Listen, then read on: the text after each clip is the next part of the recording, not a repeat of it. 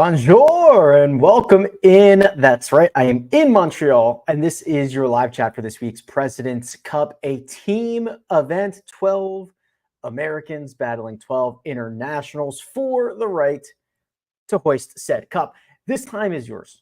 Questions, concerns, comments, potential pairings, weather, all that fun stuff. There is a different format this week for your DraftKings lineups. There are plenty of prop bets that we can go through. So fire away with all that information in the chat and I will go through those. But first, we are going to start where we have to start. And that is here with the weather report. I will tell you today it's cold for me, 55 degrees, windy. It got colder as the day went on, which is never a great time, and a little bit of rain throughout the day. Now, there was originally a forecast for rain like Thursday, Friday, Saturday. It looks like it kind of came early, which is good because most of it's happening today, and then we're going to get a little bit of it tomorrow on Thursday. So there's morning rain.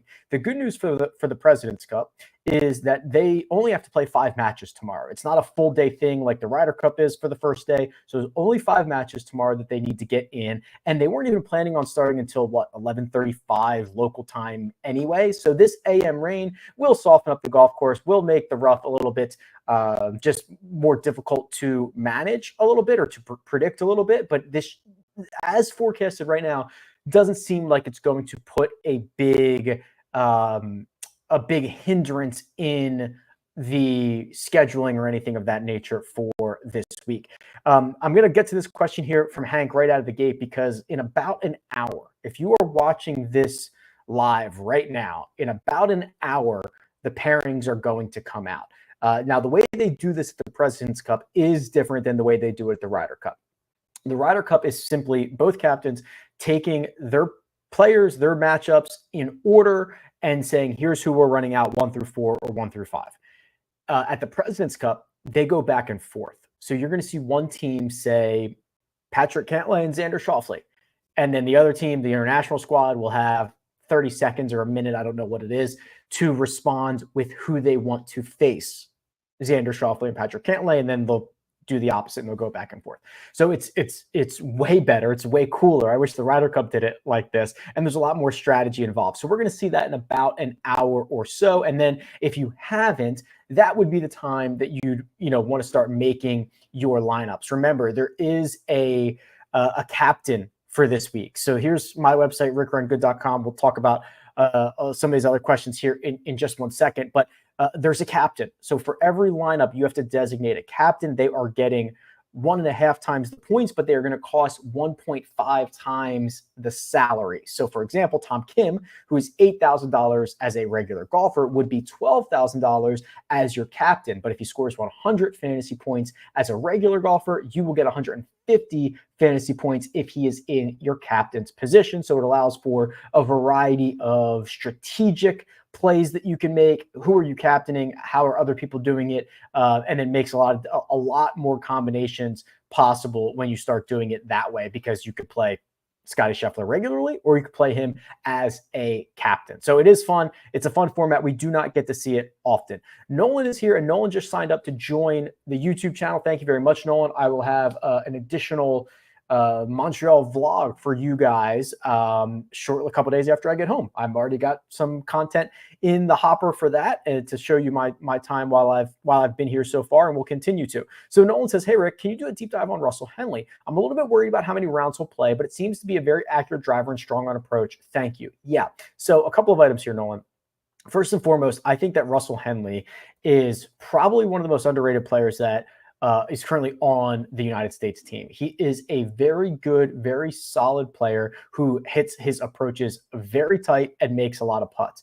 That combination alone is great in match play. It's great in what are essentially sprints. This is not a 72-hole stroke play event. A lot of these matches won't even see 17 or 18. They'll be decided before that. So you need to sprint for like 14, 15, 16 holes, and Russell Henley can do that. Also, while I've been out here, I've been a little bit more intrigued by the course setup. I will tell you, the rough is not that bad. Now it'll get worse throughout the week, and it'll also the wet rough will be different it'll be more difficult because there'll be a layer of water on the club face and all that stuff. The rough is not very penal at all. And actually, there's only about 8 yards of rough from fairway to rough until you get to the rope line. Outside the rope line is like nothing. So if you're going to miss big. So my point being that Russell Henley, I actually think, before I got here, the way I thought this golf course was going to be set up, and maybe it gets there by Sunday, is that this was going to be a really good golf course for Russell Henley. It's not a bad golf course for him, obviously. The other like little nugget here is that Russell Henley has played in a group with Scottie Scheffler each of the first 2 practice days. There might be a lot to read into on that, and it might be nothing. But what you usually see at this point in the week is golfers who play together in practice rounds multiple times tends to play together in the competition. And one of the big combinations that have played together both days are Russell Henley and Scottie Scheffler. If they go out together on Thursday, full steam ahead on Russell Henley, you should be probably taking him in like top US. I think he'd be a captain's. No, did he win did he play his way on? Whatever. But like top US scorer, all that fun stuff for Russell Henley, because he's very, very undervalued at the moment. Let's see what else we have here. Ben says in the $25 100,000, okay, 14,000 slots and only 5,000 filled. If it doesn't get close to full, I think they will pull the contest. I don't think so, Ben. I assume you're referring to DraftKings, right? They are not, as far as I'm aware, legally allowed to do that. They've got to roll with it, right? If it's a guaranteed event, they will just eat it. There will be an overlay. Stinks to be them, but they're a multi-billion-dollar company, so you got to do it. Tyler says, any chance of a Rick Run Good Pat Mail crossover episode in the near future? Enjoy your week in Montreal. Yeah, first off, Montreal's been great. I'm enjoying Montreal. I do not enjoy the traffic. It's brutal. The logistics are not great around here, but otherwise, once you're on the grounds, it's awesome, and Montreal in general has been great. I just saw Pat as I was leaving this morning. Probably not. Pat and I get along very well, but he does his thing. I do my thing. We see each other at events. We chat. It's great, but probably not. I just don't do a lot of crossover stuff. I have never really done a lot of crossover stuff, and I have done less of it over the years. I just kind of do my own thing and see what happens. It's definitely more on me. I don't do a lot of collaboration. I don't play well with others. I don't know. Who from the top are you fading this week in DFS? So it's weird. There is a case to be made that Scottie Scheffler is not a great option this week. And that is obviously relative to his price and relative to his stature in the game. There is a chance that Scottie's not a great team format player. And the reason for that is he's a marathonist, right? That's what he does. How often is it over the course of a year where he is just 3 under par, 3 under par, 3 under par, and then on Sunday he finds a way to get himself in the mix? Over 72 holes, he beats everybody. Over 14, 15, 16, it's a lot more difficult. And that's because not only does Scottie make a ton of birdies, but his superpower is what? His superpower is avoiding bogeys. He just never makes any bogeys. And in match play or in best ball or alternate shot or whatever, like especially this week, I think they're going to kind of beat this place up a little bit. The ability to just make like 7 birdies in a round, 8 birdies in a round. I'm not saying Scottie can't do that, but he's just a better marathonist than he is a sprinter. So that would be number one. Just kind of tempering expectations on Scottie Scheffler. As far as anybody else, it's hard to fade a lot of these guys. I think Xander has such a great built-in value. I'll be interested to see what they do with Colin. It might be Sahith, it might be Finau, might be somebody else that they roll out with him. I guess there is always a concern that they rest Hideki at some point. But to answer the question, if you made me point out one of these guys at the top that I will be just a little bearish on, it would be Scottie Scheffler. What do you think is the most common build with U.S. versus international? 4 U.S. And then 2 international with a USA captain. I believe that is probably what would have won it in 2022. I think the 2 international guys were the value guys. So I think it was like Cam Davis, Siwoo Kim, something like that. That would have allowed you to open up.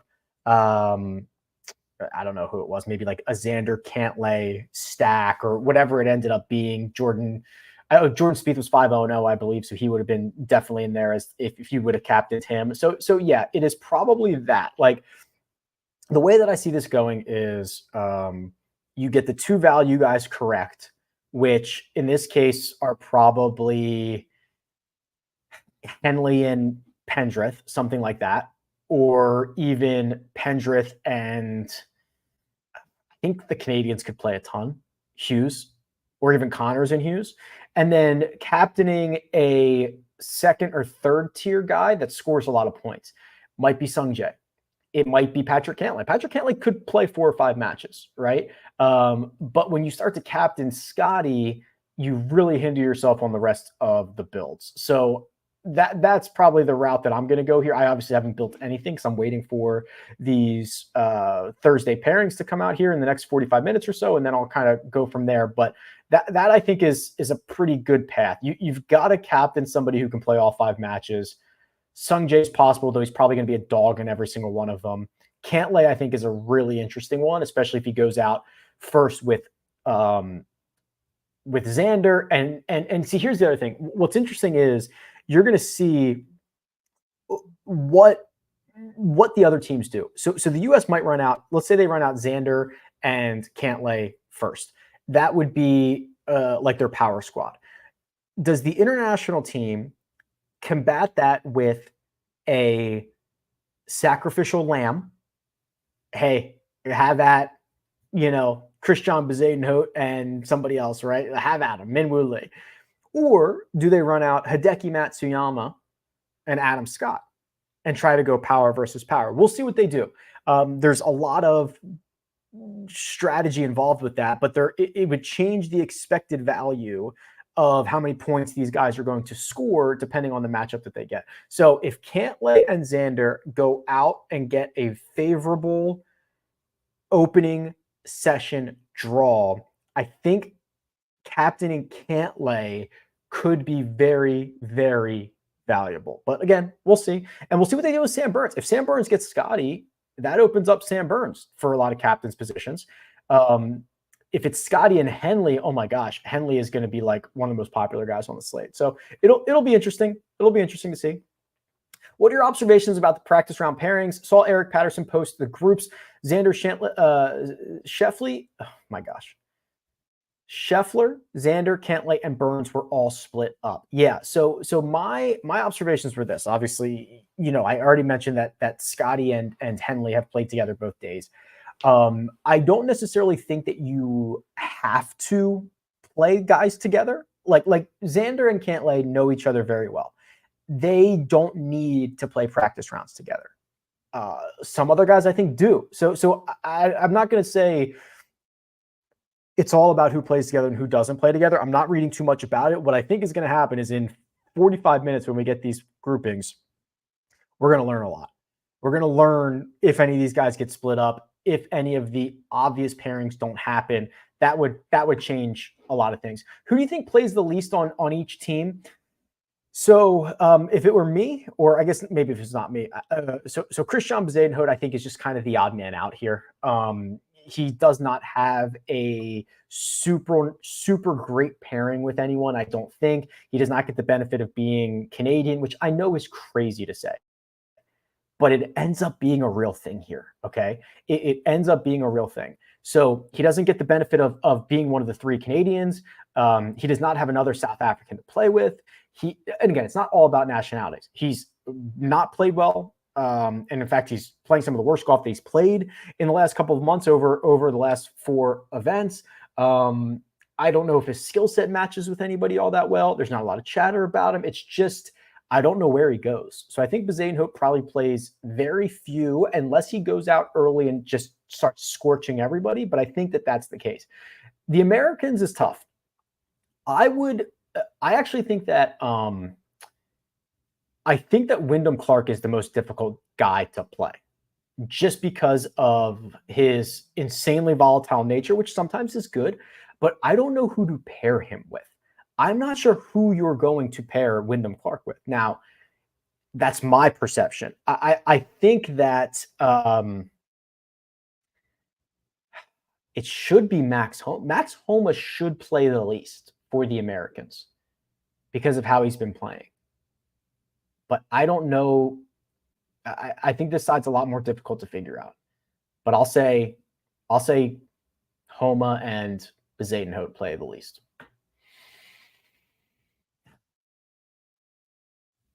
In terms of DK leverage, is there a path, or is it more of a week to just have fun with the process? Definitely have fun with the process. It's just a little bit weirder because, you know, not everybody's going to get the same level of opportunity, which is rare. So you're also kind of guessing who's going to get opportunity and then also who is going to take advantage of said opportunity. I think there are paths, right? You know, if you think that, I think the spread is like 3.5 points, right? If you think the international team is going to, quote, cover, which I think there's a pretty decent chance that they do, and they get off to a good start, having 3 international players or having an international captain would be a very, very easy way to differentiate. Most lineups are going to hammer American players. And if you think that it is, you know, what is the likelihood that the international team wins this? Is it 33%? Like the odds might imply that it is. I think it's a little bit higher than that. I think it's about 40%, 41%.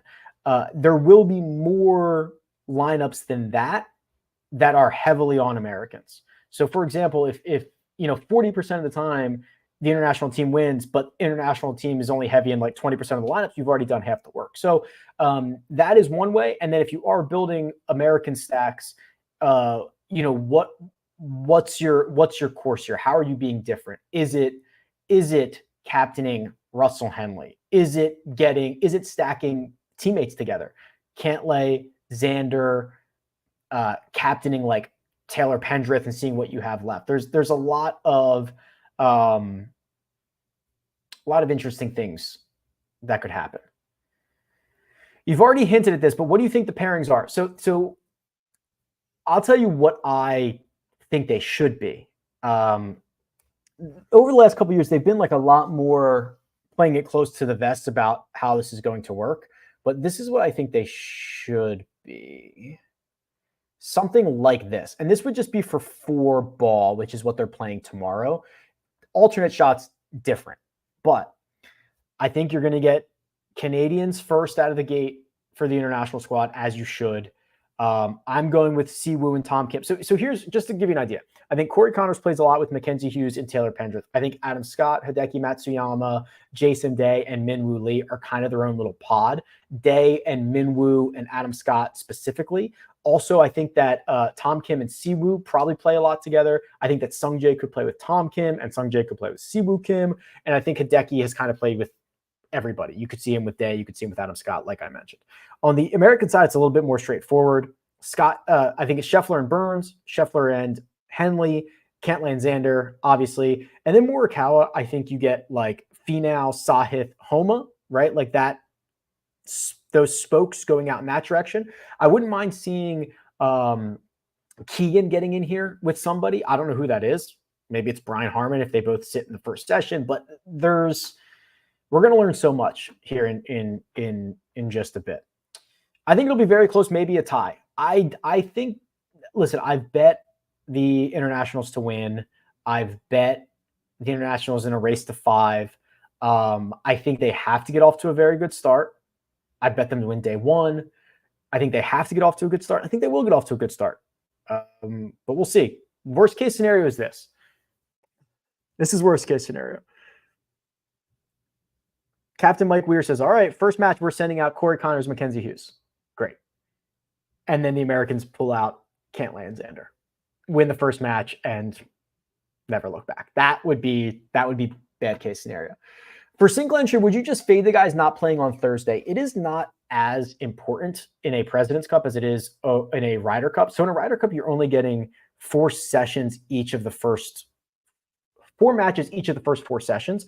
So there are only 8 out of 12 guys playing in those. So getting ensuring that you have somebody who's playing in the first session is critical. But here at the President's Cup, the first 2 sessions are 5 matches each. So only 2 guys are sitting. So there's just more points to go around. More guys are playing. It is not as important here. It's definitely safer to do, right? Because you can't play all 5 matches if you don't play the first. But it is not as essential, in my opinion, as it is for a Ryder Cup. Do you feel like match play records are worth using, or just rely on Cup records? I think match play is worth looking, but if you're going to look at that, you've also got to look at Zurich Classic stuff for alternate shot. If any of these guys have played together, also understand that all of these formats, match play in general, is some of the most volatile stuff that you're going to get. I mean, think about it. Think about alternate shot at a Ryder Cup or a President's Cup. You're talking about it being separated by at least a year, if not 2, if not more, and all the stuff that can happen between that time period. And you're also grading somebody who might have only hit 28 shots, 30 shots, half the shots, right? You know what I mean? So it's not super fair to only look at that, but it's definitely worth consideration. Russ Henley has top U.S. rookie odds. Top U.S. rookie odds just went from 8.5 to 5.5. Oh, is that true? Or is that a joke, or is that true? He might. I mean, listen. Yeah, I mean, historically, the indication is that he's playing with Scottie Scheffler. Obviously, no one will tell us that until 4 p.m. Eastern time. But the way that it is setting up for him to play with Scottie. And maybe there is a little bit of movement and a little bit of money coming in on that. We'll see. Maybe Jim Furyk is rope-a-doping everybody. I don't know if Jim has the rope-a-dope in him, but it's kind of looking that way. Hank Hill says, any updates to the website next year that you can announce? Sure. Listen, there's going to be there's going to be a push. So with probably for, and I'll just tell you right now, I think it's going to roll out for the Sanderson Farms, but after the Sanderson Farms starts. So probably on Thursday of Sanderson Farms, the goal is to push the next new update to the website. So that is going to be cheat sheet, golfer profiles, custom model that are a lot more user-friendly and a lot more responsive. So for different size screens, tablets, anything, mobile. I've never recommended using your cell phone for rickrungood.com at any iteration. It has never been built that way, but this will be closer. It's also going to be, there's some cool features within that stuff. Also, the plan is to have a light and dark mode for every tool. For the other tools that already exist, is to have them connect more with the other tools. There is more data than ever coming into the back. That's stuff that you might not notice, but like you're going to see variations of courses. So courses are now getting broken down in the data side as what course is it, and then what variation, right? Because sometimes you'll get a course like Quail Hollow that's used for the Wells Fargo Championship, but then it's used for the PGA Championship, and its par is changed, or the routing is different, or it's longer, or it's shorter, or whatever. And then you have Augusta National, which has obviously evolved over the years, right? In length, and they're changing things constantly, but just like a little bit every year. So what it is every course is gonna have a course and then basically a variation. So you're gonna be able to mine into much more data that is relevant, and or stay away from data that is irrelevant. I'm trying to think what else. I mean, there's always a lot of stuff. A lot of it's kind of back end, and you might not notice big updates to it. Trying to think what else. I will say this. I'll say it. So I've been trying to do LPGA data. I have not gotten a great response from the LPGA. I actually got like no response. I can do it without their blessing, but I'd rather do it with their blessing. If anybody has any contacts at the LPGA, I would love to get them added in. I've got some framework in place for that, so I would love to add that in as well. But yeah, you're going to see stuff, Hank, as early as Sanderson Farms, which is that next week? October 3rd, I think, is that Thursday. Siwoo, shaking that. Yeah, I like Siwoo, right? I think that you are, first off, like you said, he's an absolute flusher. Zach. And I've got the data from Wentworth, and it's just as good as you thought it was, right? 8.5 or 8.2 strokes ball striking, the putter all over the yard. Who knows what he's going to do in that regard? But he's a flusher. You talk about guys who can sprint. You talk about guys who can hold their breath. You talk about guys that I only want for 5, 12, 13 holes at a time. I don't want him for 72. He's perfect for this. He had a really great President's Cup last go. I think he's probably even better now. I'm excited to see if they run out Tom Kim, Siwoo Kim, who beat Xander and Cantlay in that Saturday afternoon match last year. That's what I want to see. Let these guys just go nuts at home or in a home game. Do you think Pendrith is still the deep value? I do. I worry a little bit. There's no one gives you anything here, but you can just get a sense of these things. And, I've been sitting in all the pressers and and the way they did the pods, it feels like Mac Hughes is kind of getting the nod. Like, he is very highly regarded. Both of them are, but Hughes is incredibly highly regarded on this team.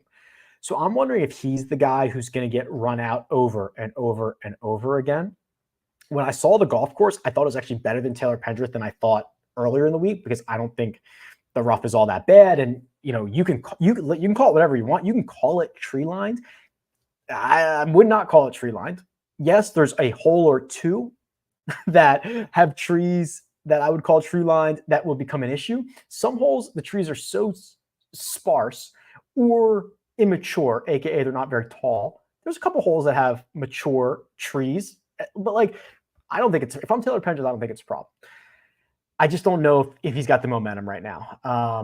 I think that if he goes out tomorrow morning or tomorrow in the first session, I'm interested. But other than that, I think we're gonna have to keep an eye on Hughes and we're gonna have to keep an eye on Henley, who are gonna vault in value if they get really generous pairings on Thursday.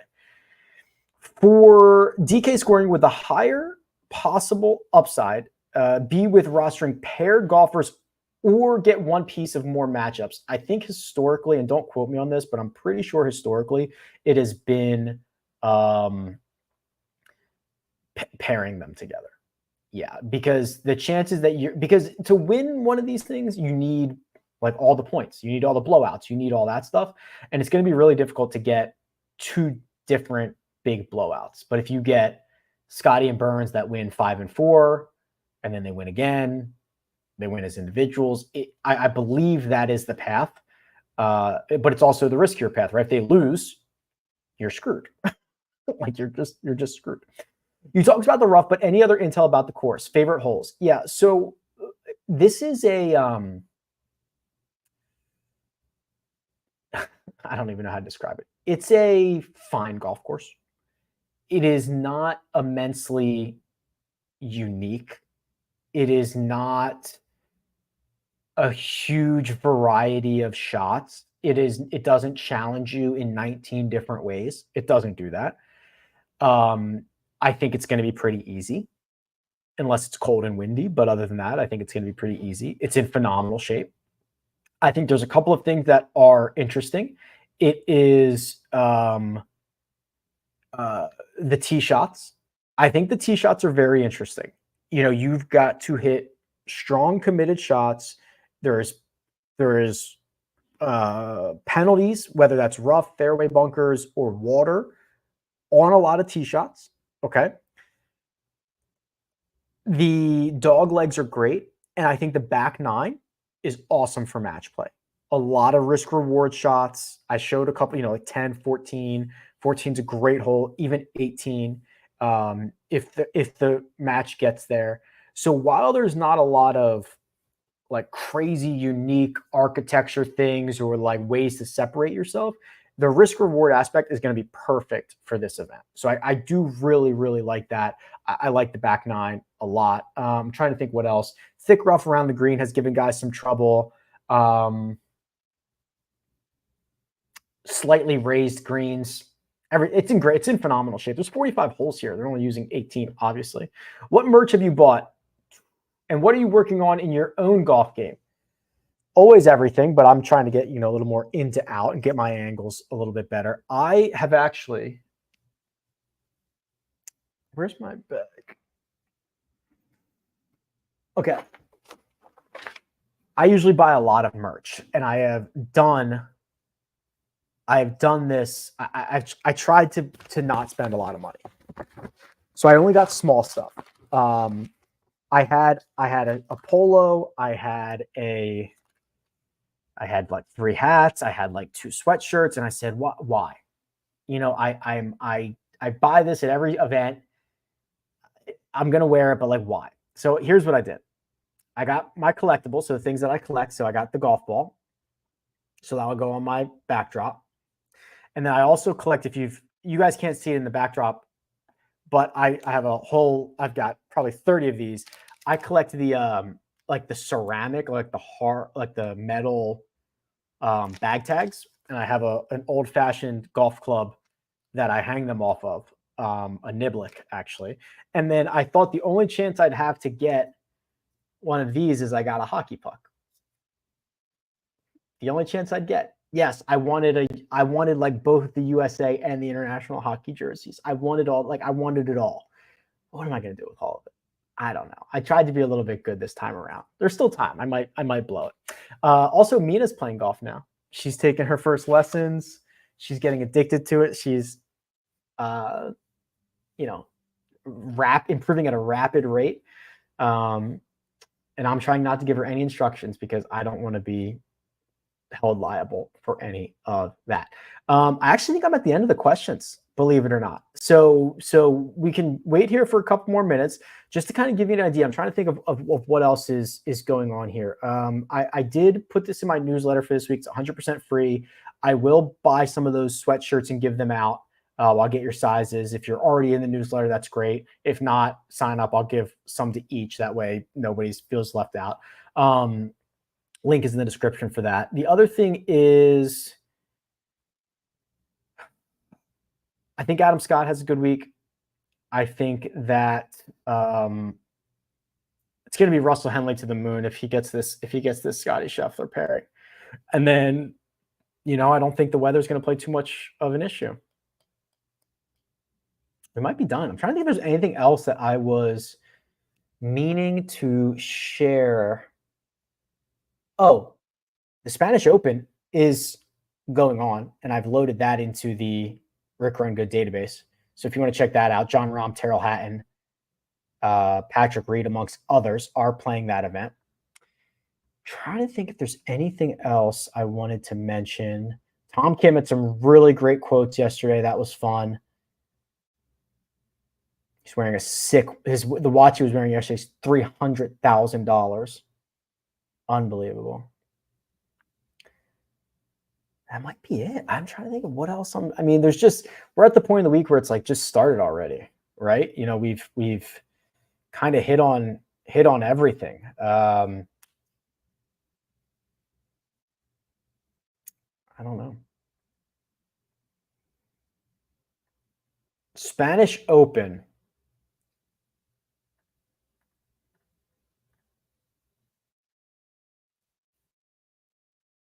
Let me change this real quick to global. Mateo Manacero looks like a guy who has gone through the putting yips, and I think he has, the way that he putts. But his results recently have been awesome. He's $9,300. The other one would be, I'm probably not going up for John Rahm. I don't think that's necessary. But Terrell Hatton has been, I don't want to say just as good, but like almost just as good, right? Last 36 rounds, he's one of the best players in this field. He's gaining 1.3 stroke, or actually, 1.7 strokes.